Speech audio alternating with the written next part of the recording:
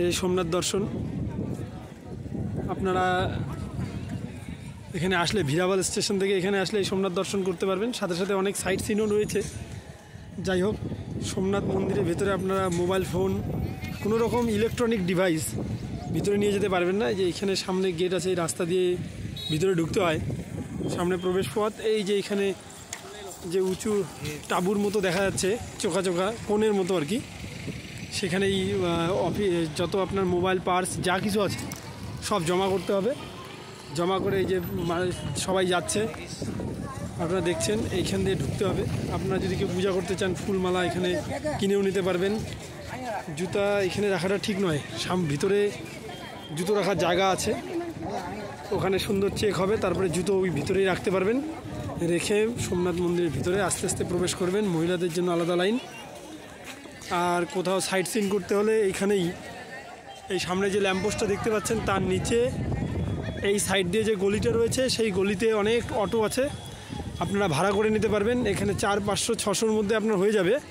আপনি যদি ঠিকমতো ইসে করতে পারেন আর কি, দামটা যাচাই করে নিতে পারেন, তাহলে 400 টাকার মধ্যে হয়ে যাবে। আমরা কালকে 400 টাকার মধ্যে ঘুরেছি।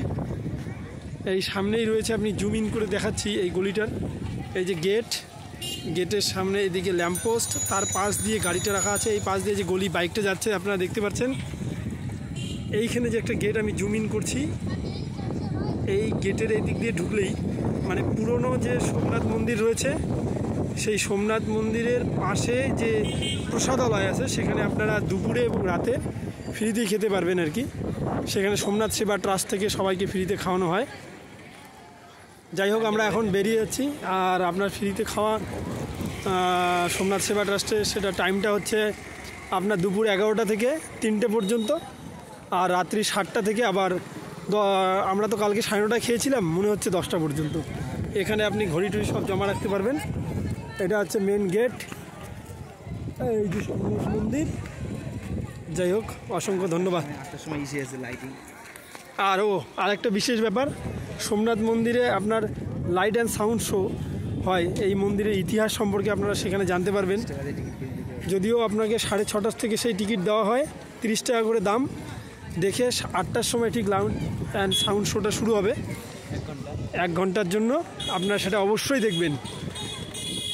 আপনারা বুঝতে পারবেন 12টা জ্যোতির্লিঙ্গের কথা, সোমনাথ মন্দির প্রতিষ্ঠার কথা, কে প্রতিষ্ঠা করলো, সোমনাথ মন্দির কতবার ভাঙা হয়েছে, সেই সমস্ত ব্যাপার জানতে পারবেন।